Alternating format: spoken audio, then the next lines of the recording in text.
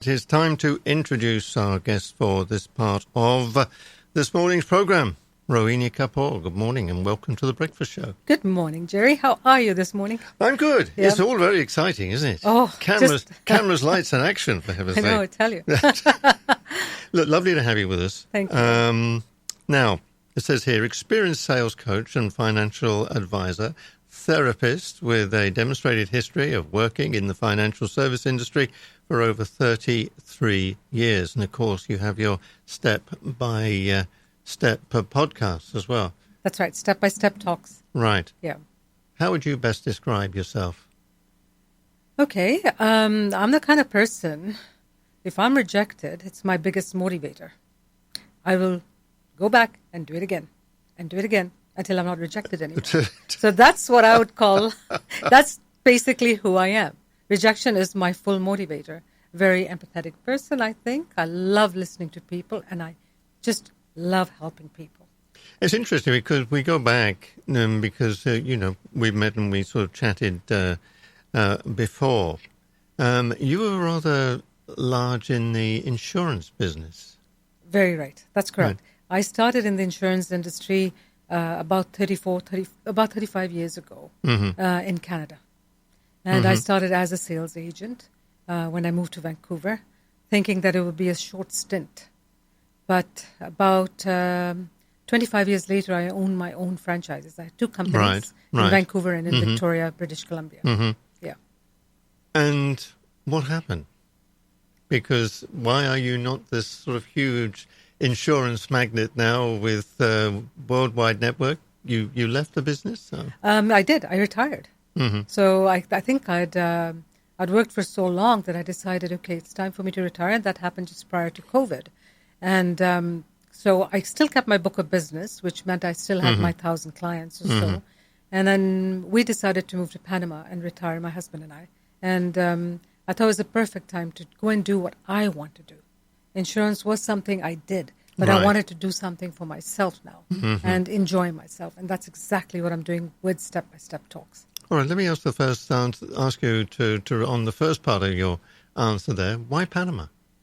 My husband loves Panama. He's been working in South America for many years, and he's been coming and going. He's worked in Brazil, Chile, and, I traveled with him to a few of the countries. And Panama was a country that was very welcoming to us. The climate's unbelievable. The people are very nice. And I think in the short time that I've been here, because I've only been here since October, and I got my step-by-step talks, running, I met some wonderful people from all over the world. And, and that's why we chose Panama. I think we made the right decision. I mean, it's one of those things, isn't it? You mentioned, meeting people in Panama, and, of course, what you're doing now as well. But, of course, it's a beautiful thing for me as well. I mean, I have the opportunity to meet people that I would never have met normally. People like yourself. Like you. Isn't that just so self-satisfying? Absolutely. When you meet people and you learn about them, and if you can help them, you help them. And I'm a very good networker. I love networking people. It's no problem. I like putting people together. It kind of gives me joy when I see I've put two people together and they flourish or they do something together. Yeah. And is this all part of, because you said, now I want to do what I want to do. Yes. And exactly what is it? I want to help people. And my goal and aim right now with Step-by-Step Talks and my own personal, goal is to help women become financially independent. And not only women, I mean, even men, but my goal is to help women become financially independent because when I was in the insurance and investment business, I saw a lot of women who didn't understand investments, who didn't understand insurance, who shy away from that. And I think it's very important because it's just really debit and credit you need to know to be financially independent, as far as I'm concerned. Debit, left, credit, right. There you go. Yeah, exactly. Right. Accounting for dummies. Yes, but women don't want to do that, and it's. But on the other hand, I must correct myself. I have met some amazing women who are doing some amazing things at home, home-based businesses, cottage industries, or they've done great in their own jobs or careers, but nobody knows about them, and I want to promote them, and that's how my step-by-step talks came around. Okay. Yeah. Now, when you talk about promoting women in this particular way, I mean, let's get to sort of, okay, there are a lot of men that do a lot of work that nobody knows about. I can't say that about you, Gerry. Everybody in Panama knows. No, you. no. Yeah. but you see what I'm getting Yes, at. But yes. how do you, what is it about, because I think women are more capable in so many things than men are. I mean, when you see the women that have had really high positions in politics, or, we've had, like in the old days, 80s, Margaret Thatcher. Oh, yeah. Very, very strong, very tough lady, very, very capable of what she did. And also, of course, Angela Merkel from Germany. Yes. The women are really capable. Why is it then there is this feeling to want to push them out? Do you feel that they're being held back? I think, and that's a very good question, but I think culture is a big part that plays in most, I think even South American cultures, and I'm Indian, I'm East Indian from Kenya, and we were brought up as to, you shouldn't, even if you're doing well, you shouldn't boast about yourself. You shouldn't portray yourself as being really, at a position that, that would kind of put men down. I think that's how it was. But, as society's changed, no, we need to promote ourselves, because when we promote ourselves, we feel better about ourselves and people know what we're doing, because we are letting, a lot of business or a lot of things go by us because of not letting people know what we're doing and what we're capable of doing as women. So I think culture is the main part. I think Asian culture could be South American culture, Indian culture. These are all the cultures that sort of don't talk about your successes, don't talk about your awards. Right? And when I came to Canada, it was the complete opposite. So when I got into the insurance You go to business, Canada or to America, yeah, same thing. Yeah, it was like, if you've won an award, show it to everybody. Yeah, exactly. If you've won something, come on the podium and receive it and, feel good about it. But it was always like, no, hold back. It's funny because, I'm British. Yeah. And we're renowned for being sort of rather laid back, reserved. Yeah, that's the right answer. And that's, one of the things that we were talking earlier. I said, I don't need to go out. I don't need to be. I'm quite happy just doing what I'm doing. In a way, are we being untrue to ourselves? Is it wrong for us to be reserved and not talk about it? Are we doing ourselves a disservice? Absolutely not. I mean, that I think comes from your personality. But there are a lot of women who want to go out and say, look what I've done. So that's fine. But if you're the kind of person who feels like, I'd rather lay back and just do it my own way, there's still very successful women who are doing that, right? You may be missing out on an opportunity, you may not be. So, with all the social media we have now, there's ways of getting you out there if you want to be out there. But if you're reserved, Gerry, and you're very much like me, I cannot be out every night in a social function. But I do want to meet people, and I meet them my own way. And I get the satisfaction that way, just like you do. Yeah. So when you want to empower the women, when you want to bring them out, you've got your step-by-step talks. Yes.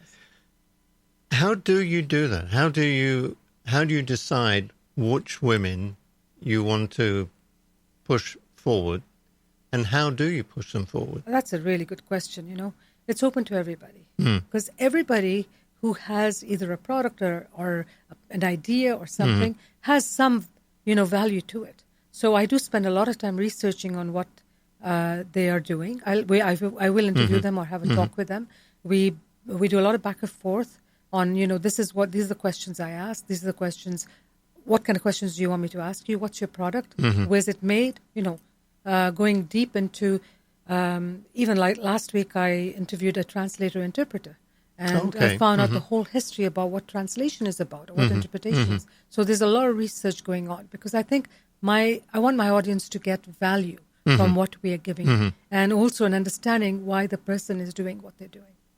How do you find it doing that in Panama? Because Panama isn't exactly, you mentioned about sort of bringing people out. I meet a lot of people that are in the entertainment industry here in Panama, especially in the music industry. And there was one young group, they came in, they produced a record, and I know music. And I said, that should be out there. That should be played in the States. It would be a hit. But they can't get it out there. you're quite right. We do now have the advantage of the internet. But is it a disadvantage? Because you go out there and you're on the internet, and so are 2 million other people. How do you push through that barrier? So now this is where, step-by-step talks will interview them and get them out, push them into social media. And hopefully one of my audience or one of the guests that I've spoken to will know somebody, and I have networked that way, where I've put people together, will know somebody who can push that person forward. Because that's what counts. It's like a domino effect. One after the other, eventually somebody will get pushed. We can't say that we'll help everybody, but if somebody does have talent and value that's not being, is not being socially, or it's not being put out in the media like it should be, or they need some help, that's where we can help them.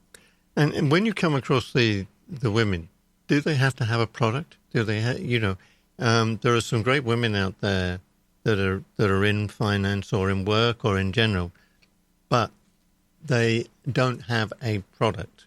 But they need to get up, if you like. They need to be empowered to move up within their business. You had that business yourself, where you employed women. They had the opportunities. They had the opportunities in your company to move up. Yeah. And by the way, just to make sure it's clear, I mean, you did employ men as well. Oh, of course, yes. Please don't label me as just women. No, I was just saying, unfortunately, you have to have so many of them. We actually call ourselves the United Nations because we had almost every walk of every culture in my office, and we had a wall of everybody's picture there, and we had every culture in there, which is fantastic because we helped them. But going back to your question, no, the women don't have to have a product. Yeah, they could be a CEO, they could be a CFO, they could be anything. They could be even just you don't have to be important to come and talk to us. Okay. Because everybody has value. And we will listen to everybody. And we will promote you. You may have an idea, you may have done something, you want to share something. We're there. Mm-hmm. Yeah. And again, how... I know somebody that, a friend of ours that you sort of interviewed recently. Yes. Morning, Roz. And, I met her yesterday for coffee. Hi, Roz. She is a great example of, she's an entrepreneur. And in so many, there's nothing she doesn't. She is, if you like, almost an exception to the rules. Roz doesn't need to be empowered to do anything. She just does it. I think her level of experience and her level of enthusiasm, it just grabs you. Oh, yeah. Well, because she's enthusiastic about everything. And, that's a key. So step-by-step talks will also coach you on what to do if you need coaching, because I've got the experience of coaching many women and getting them from zero to hero. That's what I always say. We get them from zero to hero. And when I say zero to hero means that women came into my office not having any background or raising kids, they stayed at home, and we actually made them into business women. They became investment planners or they became financial planners based on courses that we gave them to do. Where do you feel that what is missing basically in order for women to feel empowered in education? Is there something missing in education? Why is it, or do women actually feel that they're not given the opportunities? I think as I'm interviewing more and more women, and I've done many in South America now, in Central and South America. No, education is not a problem. The women are very educated. The women that at least I've interviewed are very educated. Like I said, culture could be holding them back, or maybe just busyness in life. They don't have the time. There are some women that I've interviewed who, I just recently got through a divorce, and, I've got kids and I don't have time to do this, but I've got, I need help. So that's where we come in. Okay, we'll help you. We'll podcast you. We're not charging you anything. All we want you to do is come and talk to us about what you do. Okay. Okay. How do you feel Panama fits into this? Because look at the courts. So many of our judges, including our head judge, are women. That's right. In politics, I mean, not necessarily in this case, but we had the foreign secretary of Panama was a lady. That's right. Do you think Panama's on the right track? I think so. I've met the best women around here. The women who are working hard, who are trying to get things done or doing very, very well. And you don't necessarily have to be a judge or, a lawyer or a doctor. You could be just somebody from home doing something, promoting a home-based business or a cottage industry at home. You're all important. Women are important. So that's the primary focus of step-by-step talks. And we do have, there are some women who are educated and some didn't get the opportunity to get educated, but they still have great ideas. When you started yourself Yes. in the insurance business, or however you decided to come, how did you manage to pick yourself up? Okay. So my story is I started with the insurance industry because my son was very young, and I was in Canada, and my son was asthmatic, so I had to be home because he wasn't keeping very well. And because of that, I decided to change for my career, which I was working for Bristol Aerospace, which is an airspace organization. But I decided to join insurance because my husband was traveling and I had to be at home. So I started thinking, okay, this is just going to be a 3 or 6 month stint until my son gets a bit stronger. And once I realized that this was actually made for me, I'm, a people person. I can talk to people. I enjoy finances. I enjoy listening to helping them out. It's all about helping people. That's how I got in. And I never thought I would be owning my own companies. Did you come across barriers? Lots. How did you get through those? Rejection is my biggest motivator. So if I was rejected, I'd do it even more. And, there were times that when I started, it was a very male-dominated industry, extremely, to the point where we had sales conferences and campaigns where, I'd be given prizes for men, like a men's watch, and I'd question it. Why am I getting a men's watch? Oh, give it to your husband. No, I worked for it. I want the prize, right? So, lots of barriers. If ever I win a prize, it's, half an hour or an hour at a beauty salon or something. There you go. Yeah. My guest is Rohini Kapoor with us this morning. Step-by-step talks is what we're going to get to in a minute. But we were just sort of chatting. Let's get back to the insurance business and women in insurance business. So talking about Canada, you say women are leaving the business. Yeah, there's a big crisis going on, actually. I've been speaking to a few of the companies in Canada where women come into the business and they leave because, primarily because it's too hard for them to make, ends meet. It's a lot of work, like any other business. But and it's a male-dominated profession as well. And the problem that's happening is that because women live longer than men, there's a lot of wealth coming into play in the next few years. And women prefer to deal with women. And I've spoken to a couple of brokerages here. I've interviewed a few of the CEOs and the owners of brokerages here, and they have the same issue in Panama as well. So, as these women come into wealth, they want to deal with women. Or else what's going to happen is, they're going to listen to friendly advice and, they're probably not going to get the advice the proper advice that they need. So I'd encourage a lot of women to get into this business, especially if you're looking for a career, because it's a very good career to get into. If there's a niche in the insurance business for women, dealing with women, why isn't there a women company, an insurance company set up by women? There are in North America. Well, there'll be brokerages, not just not an insurance company. There are brokerages which are just run by women, but they're not far and few between. You need more. Yeah. What's the answer? So, get rid of some of the men, or no? Absolutely not. We need the men. I'm not going to. No, I'm not hitting on. That's not my goal. But surely, isn't this? I think they need to welcome. Isn't this part of the cause? Yeah, they need to welcome. Because I think it's because men always took care of the finances in many cases. Men have always taken that. Women have now come into the picture when they're looking after their own stuff. They're more educated. They're looking after their own finances. They don't need that help. So I think that's where maybe the disconnect is. That they are women are now coming into. Women are telling us what to do. So I think that's where it is. And in no ways, Gerry, am I saying that men shouldn't be in the industry. They I know, but men are obviously the issue in the women being unable to move forward.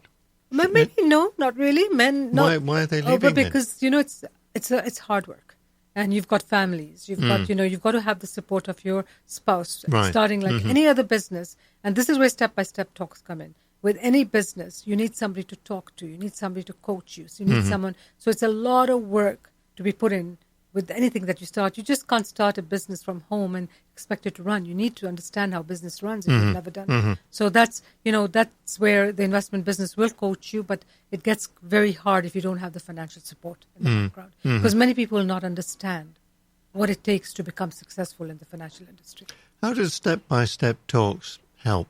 Okay, so we have a program where we coach them through, how to become a proper business person, get a coach, get a mentor, learn etiquette, learn listening skills, learn etiquette is so important because, every culture is different depending who you're talking to. Absolutely. Yeah, you've got to understand. I have a very dear friend, Anne Burnett in Vancouver, who runs an etiquette school. Not a bad idea to run yourself through that if you're going to run a professional business. Like anything, I always say, when you want to play paddle, get a coach. You just can't go in there and start hitting the ball. You got to know the rules. So learn the rules of business and what you need to do before you start something. Okay. Yeah. All right. So if somebody's listening now and said, oh, yeah, no, this is interesting, and we put you together, how can you help them? Oh, so definitely listen to what they're doing. If they need help, understand what their needs are, and then work with them.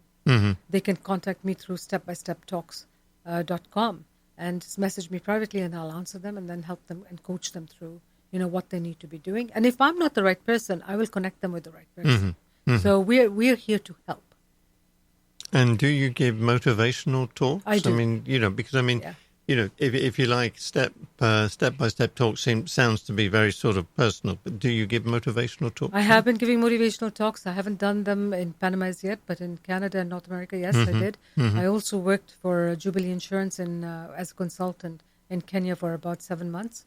And yes, I do have a personal history, where I talk about my journey as a child and how I became, I had a stroke when I was young and I was not walking, and how I learned to walk and get into where I am today. So everybody has a journey, everybody has a story. So I share my story and discuss on how I got to where I got to. Okay. And have you put are any of these talks on YouTube? Or? Yeah, they're on my website on Step by Step Talks. You can see them. There are at least 6 or 7 of them that I've done there. In fact, I did one a few years ago for Canada Sales Congress, and I was nominated as the best speaker there.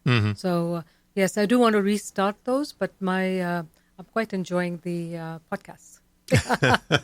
So something I've never tried. Some people say to me, why don't you do a podcast? We see the thing is so much of what I do is music. Yes. And it's very, very difficult you can't do music. And funnily enough, the company that used to host our radio program, when we sort of put it up on the web, the company they were bought out by Spotify. Oh, they were. And the next thing is Spotify, I get a message from Spotify saying, we're going to put your programs on Spotify. Right. So, okay. Oh, so you are on Spotify. So we were on Spotify. Oh, you were on Spotify. And I thought, well, this is fun. But I thought to myself, well, come on. I mean, I know enough about the business about copyright. And they about 6 months later, they came back and said, and they would sort of name these songs sort of, and you have to sort of amend it. You spend the rest of your life doing it. So, I mean, that never worked. But you do know, Gerry, you're being podcasted today. I'm being, well, so you tell me. Yeah. You are being podcasted. Which is scary. Yes. Yeah. But no, I don't know. I just sort of fit into my niche. I mean, I'm sort of set in my ways, I guess, and I do what I feel I do best. And if I was in my 30s doing this, I would do it in a completely different way. Ah, would you? But I think this is. I've heard your radio now, and I enjoy it thoroughly. I think. Oh, you can come back. Sure. No, yeah. I honestly enjoy it thoroughly. I like the music. I like the talks. It's just amazing, and you get your message across. It's amazing, and I believe you heard everywhere, right?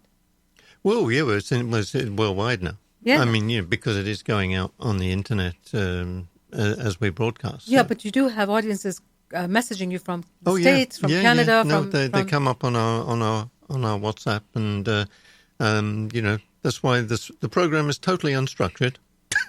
Our listeners probably say, yeah, we know that.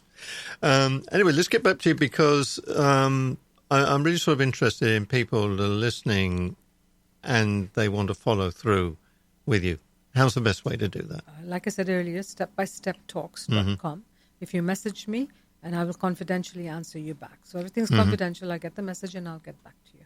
All right. That's the best way of getting in touch with me. Sounds good to me. Right. And future plans? Future plans, a lot of podcasts. We've got some very amazing podcasts coming in the next few weeks. I would encourage the audience, your audience, to get on our website, check the podcasts we've done, hit share, subscribe, and like, and that'll help the women we are promoting, and also help their businesses. And it's all about helping everybody, sure, right? And giving back, absolutely. giving back to the community. I think that's where I am now. Give back to the community and help people. We've done what we had to do, and it's time to give back. Wonderful. Yeah. Rohini, thank you. Thank you so much for being with us. Rohini Kapoor, I'm sure we're going to hear plenty more. Thank you, Gerry. About you. It's been an honor to be on your show.